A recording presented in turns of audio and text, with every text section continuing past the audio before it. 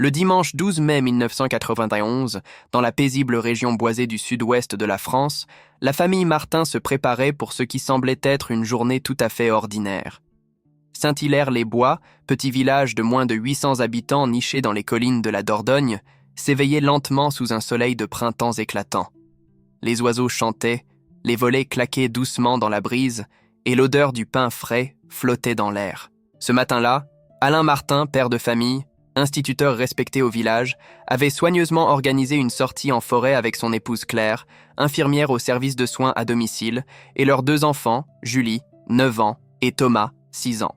C'était un rituel annuel, toujours à la même période, toujours dans le même coin tranquille de la forêt domaniale. La clairière des arbres siffleurs, nommée ainsi par les anciens du village, à cause du vent qui sifflait à travers les feuillages denses des chênes centenaires. Les Martin avaient préparé un pique-nique simple mais chaleureux. Baguettes croustillantes, fromage de brebis, rillettes faites maison, quelques fruits et du jus pour les enfants. Claire avait pris soin d'emballer tout dans des boîtes hermétiques et Julie avait insisté pour emporter sa peluche préférée, un lapin usé qu'elle appelait Titou. Thomas, lui, ne parlait que de jouer à cache-cache entre les troncs. La nappe à carreaux rouges et blancs avait été pliée la veille, soigneusement rangée avec les assiettes en plastique coloré. Vers 10h30, les voisins les virent monter dans leur Renault Espace Bleu, souriant, les fenêtres ouvertes, la radio diffusant une chanson d'été oubliée. Personne ne savait que ce serait la dernière fois que la famille serait vue ensemble. Arrivés dans la forêt, ils garèrent la voiture non loin d'un petit sentier de randonnée, connu des habitués mais peu fréquenté par les touristes. La clairière se trouvait à environ 22 minutes de marche, un endroit reculé mais familier pour eux. Ils y avaient fêté les anniversaires de Julie et pique-niqué chaque printemps depuis 5 ans. Rien dans leurs habitudes ne laissait présager d'un quelconque danger. La journée devait être joyeuse, simple, baignée de rires d'enfants, de conversations tranquilles et de siestes à l'ombre. Et pourtant, ce jour-là, quelque chose changea. Ce que la famille Martin ne savait pas, c'est qu'ils ne reviendraient jamais.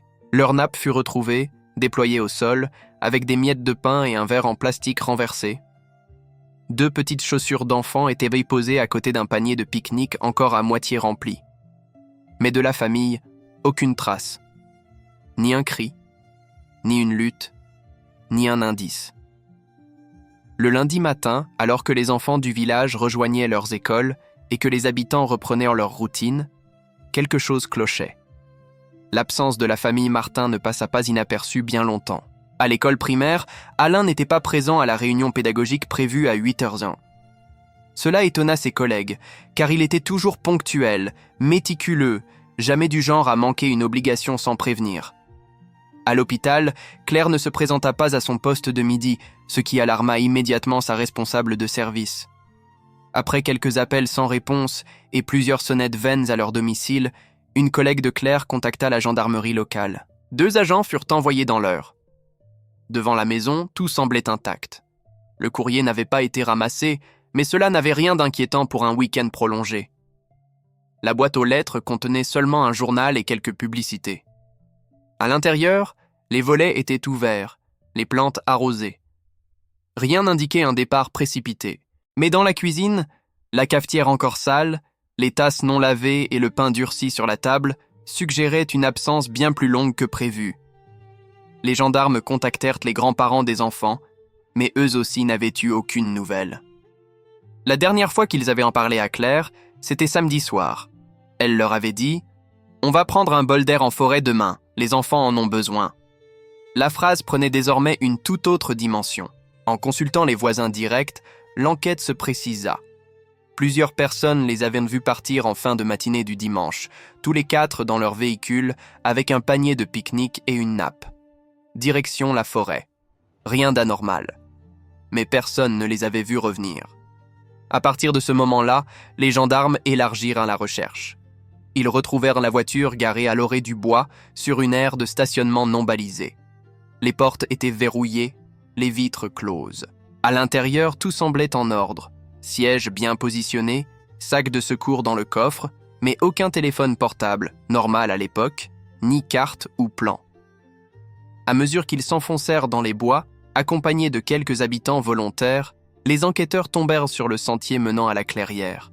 Là, Un frisson parcourut l'échine de chacun. La nappe était toujours au sol, comme figée dans le temps. Une bouteille de jus à moitié vide, un couteau planté dans un morceau de pain, 2 verres couchés sur l'herbe. Et ces 2 petites chaussures, parfaitement alignées, posées juste au bord du tissu. C'était comme si la famille avait été interrompue, happée hors du monde en une fraction de seconde. Aucun cri, aucune trace de panique, aucune empreinte de lutte. Le silence était total, étouffant. Les oiseaux eux-mêmes semblaient s'être tus. Il n'y avait que le bruissement des feuilles et le bourdonnement discret du vent. L'un des gendarmes déclara plus tard « C'était comme marcher dans un décor abandonné. Tout était là, sauf les acteurs. » Dès le lendemain, une opération de recherche de grande ampleur fut lancée. Des unités cynophiles, des hélicoptères, des volontaires venus des villages voisins, tout le monde voulait aider à retrouver la famille Martin. La forêt domaniale de Saint-Hilaire était vaste, mais bien connue des randonneurs et des chasseurs du coin. Pourtant, au fil des heures, un constat inquiétant s'imposa. Aucun indice nouveau ne permettait de suivre une quelconque piste. Pas de vêtements abandonnés, pas de cris, pas de bruit suspect entendu la veille. Les chiens perdirent la trace des enfants à quelques mètres seulement de la clairière, comme si le sol avait avalé toute odeur humaine. Les hélicoptères survolèrent dans les zones escarpées et les anciennes carrières abandonnées, sans succès. Pendant des jours, les gendarmes passèrent au peigne fin chaque recoin. Cabanes de chasse, grottes naturelles, ruines cachées sous les lierres, rien. Pas une empreinte de pas au-delà du périmètre immédiat de la nappe. Le procureur de Périgueux, stupéfait par le silence de la scène, parla d'un cas d'enlèvement totalement hors norme. La population, elle, oscillait entre effroi et confusion. Des rumeurs commencèrent à circuler. Certains parlèrent de rôdeurs aperçus dans les bois quelques jours avant, d'autres évoquaient un homme étrange, venu acheter des provisions au village, seul, silencieux. Quelques anciens racontaient même d'étranges histoires de la forêt, où des promeneurs auraient entendu des murmures ou aperçu des ombres qu'ils ne s'expliquaient pas. La clairière elle-même, autrefois lieu de détente, fut soudain évitée. Personne n'osait s'y aventurer, comme si elle portait désormais une malédiction invisible. Les enfants du village ne furent plus jamais autorisés à s'y promener seuls. Et même les promeneurs du dimanche, pourtant familiers de ces bois, changèrent de parcours. Au fil des semaines, les recherches se transformèrent en battues symboliques. On fouillait sans vraiment y croire. Les Martins étaient désormais portés disparus officiellement. Des affiches furent placardées dans toute la région, leurs visages souriants figés sur du papier glacé. Alain, avec ses lunettes fines et son sourire rassurant. Claire, les cheveux relevés et le regard doux.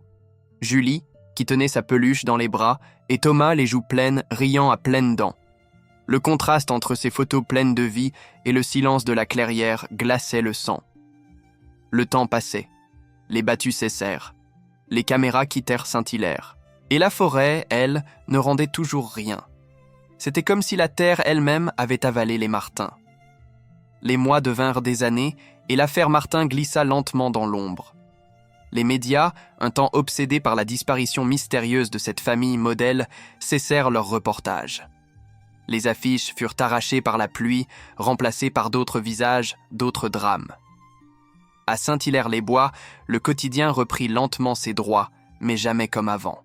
Le vide laissé par les Martins se faisait ressentir à chaque coin de rue. L'école où Alain enseignait resta un temps sans remplaçant, comme si personne ne voulait occuper sa place. La maison familiale, restée vide, fut murée par la mairie, pour éviter les curieux et les intrusions. Le jardin, jadis fleuri, devint un terrain vague de ronces et d'oubli. Les grands-parents, trop âgés pour entretenir une lutte constante contre l'oubli, finiraient par se taire. Et pourtant, chaque année, le 12 mai, ils déposaient une bougie à l'entrée de la forêt, là où la voiture avait été retrouvée. Les enquêteurs, eux aussi, s'étaient heurtés à un mur. Aucun signalement, aucun mouvement bancaire, aucune activité administrative. C'était comme si la famille Martin s'était évaporée dans l'air. Toutes les pistes furent envisagées, enlèvement, fuite volontaire, drame familial, accident naturel. Mais aucune ne tenait sur la durée. Comment 4 personnes, dont 2 jeunes enfants, auraient-elles pu disparaître sans laisser la moindre trace? Et pourquoi? Aucun signe de dette, aucun conflit familial, aucune dispute connue avec le voisinage. Alain et Claire étaient des parents aimants, sans histoire. Julie et Thomas étaient des enfants joyeux, bien intégrés à l'école. Rien ne collait. C'était justement cette absence totale de mobile ou d'éléments perturbateurs qui rendait l'affaire si angoissante. Parmi les gendarmes, certains ne purent jamais vraiment lâcher prise. L'adjudant Fournier, jeune recrue à l'époque des faits, poursuivit pendant des années ses propres recherches en dehors de ses heures de service. Il relut les procès-verbaux, interrogea d'anciens collègues, retourna à plusieurs reprises sur les lieux. Il raconta plus tard, dans un entretien à demi confidentiel, « Il y avait quelque chose de pas net dans cette affaire, quelque chose de trop propre, trop silencieux. » Mais les supérieurs lui demandèrent de clore le dossier, devenu classé sans suite en 1998. Et la vie reprit son cours. Les enfants du village grandirent, d'autres familles s'installèrent. Et peu à peu, les Martin devinrent une légende locale, presque un mythe pour les plus jeunes. Une histoire qu'on se racontait à voix basse, à la sortie de l'école ou autour d'un feu de camp. Tu sais, la famille qui a disparu, là, dans la forêt. C'est en 2004, 13 ans jour pour jour après la disparition des Martin, qu'un événement inattendu allait faire ressurgir toute l'affaire. Ce matin-là, Paul Ménard, un garde forestier de 58 ans, entamait sa ronde hebdomadaire dans une partie reculée de la forêt domaniale, bien au-delà des sentiers fréquentés. Employé discret depuis plus de 25 ans, Paul connaissait chaque arbre, chaque recoin de cette immensité verte. Mais ce jour-là, quelque chose l'interpella. Un ancien sentier de débardage, à moitié effacé par les ronces et l'érosion, semblait avoir été récemment foulé. Intrigué, il s'y aventura, s'enfonçant lentement dans une zone qu'il évitait habituellement en raison de sa densité et de son isolement. Après environ 1 heure de marche, il atteignit une petite clairière inconnue, encerclée par des pins tordus. Là, au sol, à moitié enfoui sous les feuilles mortes, il aperçut un tissu décoloré. En s'approchant, il reconnut un morceau de nappe rouge et blanche. Le cœur battant, il grattait la terre avec ses mains. Ce qu'il découvrit ensuite allait bouleverser 13 années de silence. Sous une fine couche de terre se trouvait une malle en métal, rouillée, abîmée par le temps. À l'intérieur, des vêtements d'enfant, un appareil photo cassé et un carnet détrempé. Paul recula, pris d'un vertige. Il reconnut immédiatement le style vestimentaire. Les petites baskets blanches, une robe rose fanée, un gilet en laine tricoté main. Tout semblait correspondre aux descriptions diffusées dans les jours suivant la disparition. Sans perdre une minute, il contacta les autorités. Les gendarmes, en découvrant la scène, eurent la même réaction. Le site semblait figé, comme abandonné en hâte et jamais visité depuis. Les analyses permirent d'authentifier rapidement certains éléments comme appartenant aux enfants Martin. Mais ce n'était pas tout. À quelques mètres de là, dissimulée sous un amas de branchages, une structure de pierre basse attira l'attention. Une sorte de cave enterrée, avec une porte en bois pourrie par le temps. Les experts arrivés sur place prirent toutes les précautions nécessaires. À l'intérieur de cette pièce sombre et étouffante, ils découvrirent des dessins d'enfants sur les murs, tracés au crayon ou au charbon. Des lettres, des noms, des petits cœurs, et au centre, une table de fortune faite de planches avec 4 chaises disposées autour. Sur l'une d'elles, un reste de peluche à moitié brûlé. C'était Titou, le lapin préféré de Julie. La confirmation fut immédiate. Mais ce que cela signifiait souleva plus de questions qu'il n'en résolut. Était-ce un refuge improvisé ou un lieu d'enfermement? Qui l'avait construit? Et surtout, comment se faisait-il que ce lieu n'ait jamais été découvert lors des recherches de 1991? Paul Ménard, d'abord salué comme un héros local, allait bientôt devenir la pièce centrale d'un mystère bien plus profond. Dans les jours qui suivirent sa découverte, Paul Ménard fut interrogé à plusieurs reprises par la gendarmerie. D'abord coopératif, il semblait sincèrement ébranlé par ce qu'il avait trouvé. Mais au fil des échanges, les enquêteurs commencèrent à noter certaines incohérences. Le vieux garde forestier, d'ordinaire précis dans ses descriptions de terrain, avait du mal à expliquer pourquoi il n'avait jamais exploré cette partie de la forêt auparavant. Il évoqua vaguement des légendes locales, des zones à éviter, des souvenirs flous d'un terrain dangereux. Mais ce n'était pas suffisant. Lorsqu'on lui demanda s'il avait déjà entendu parler de mouvements suspects dans la région dans les années 1990, Il hésita. Son regard se perdit et ses mains tremblaient légèrement. Ce fut finalement sous la pression d'un interrogatoire plus poussé qu'il révéla une vérité restée enfouie pendant 13 ans. En août 1991, soit 3 mois après la disparition des Martin, Paul affirma avoir repéré de la fumée s'élevant d'une zone profonde de la forêt, non loin de l'endroit où il fit sa découverte en 2004. À l'époque, il s'était approché mais avait rebroussé chemin en entendant des voix et des bruits de pas précipités. Il avait supposé qu'il s'agissait de braconniers ou de jeunes venus camper illégalement. Par peur de confrontation, ou peut-être par négligence, il n'avait jamais signalé l'incident. Pire encore, il avoua avoir volontairement omis cette information lorsque les gendarmes l'avaient interrogé en 1991, préférant ne pas s'impliquer. Cette révélation choqua profondément la communauté. Un détail qui, à l'époque, aurait pu tout changer. Un silence qui, désormais, apparaissait comme une faute monumentale. Les enquêteurs rouvrirent officiellement le dossier comme une enquête criminelle non résolue, et Paul fut mis sous contrôle judiciaire en attendant d'éventuelles poursuites pour non-dénonciation. Le garde, rongé par le remords, confia alors un dernier élément resté secret jusqu'à présent. Il avait trouvé, en 1994, un objet étrange accroché à un arbre, à quelques dizaines de mètres du site. Une sorte de talisman en corde et en os, suspendu avec soin, comme un avertissement. Pris de peur, il l'avait enterré et n'en avait jamais parlé. Sur ces indications, les gendarmes retrouvèrent effectivement un petit sachet en tissu, presque désintégré, contenant des fragments d'os et un morceau de papier illisible. Les analyses scientifiques conclurent que les fragments provenaient d'un animal, probablement un petit mammifère, mais leur mise en scène restait inquiétante. Ce que Paul avait ignoré, volontairement ou non, avait peut-être coûté la vie à une famille entière, ou du moins empêché qu'on les retrouve à temps. La presse s'empara de l'affaire avec frénésie. Un garde savait tout depuis le début, titrèrent certains journaux. Mais la vérité était plus complexe, car si Paul Ménard avait commis l'erreur du silence, il n'était peut-être pas le seul à connaître les secrets que cachait cette forêt. Et ce qui allait être découvert dans les semaines suivantes allait faire basculer l'affaire dans un tout autre univers. Lors de l'analyse approfondie des objets retrouvés dans la malle enfouie sous la terre, un élément retint particulièrement l'attention des enquêteurs. Un carnet à la couverture rigide, détrempé et sali par le temps. Il fallut plusieurs jours pour le sécher page par page, en laboratoire, avant que les inscriptions ne deviennent lisibles. Ce journal appartenait à Claire Martin. Son écriture était reconnaissable, fine et légèrement inclinée. Les premières pages relatèrent des souvenirs anodins, les progrès scolaires de Julie, les cauchemars de Thomas, les tensions au travail, mais à partir d'une date précise, le 10 mai 1991, le ton changeait. Elle y décrivait une étrange sensation de malaise, de présence durant leurs dernières promenades en forêt. Elle notait avoir entendu des craquements dans les bois, des pas s'arrêtant net lorsqu'ils se retournaient. À 2 reprises, elle affirma même avoir vu une silhouette entre les arbres sans jamais pouvoir l'identifier. Alain, lui, avait tenté de la rassurer. Mais Claire insistait. « Quelqu'un nous suit. » Plus glaçants encore furent les dernières pages, écrites avec une encre tremblante, souvent difficile à lire. Claire y décrivait leur installation dans la clairière le jour même du pique-nique.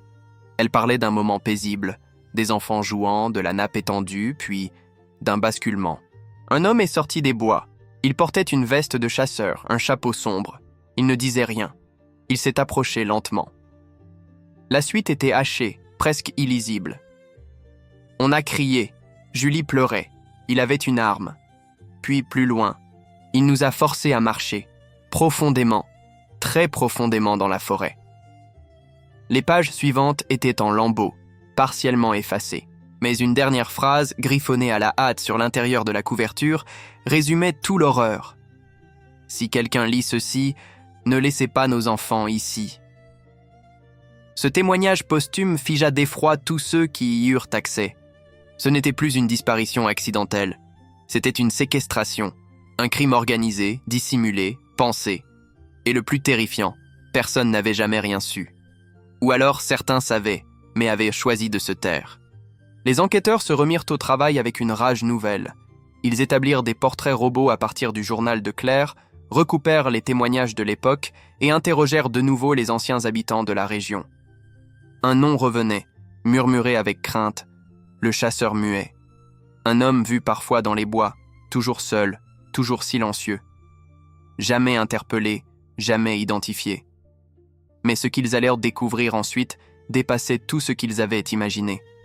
Le nom de l'homme chasseur, ou plutôt son absence de nom, se transforma rapidement en obsession pour les enquêteurs. Il ne figurait sur aucun registre local, n'avait jamais été arrêté, jamais photographié.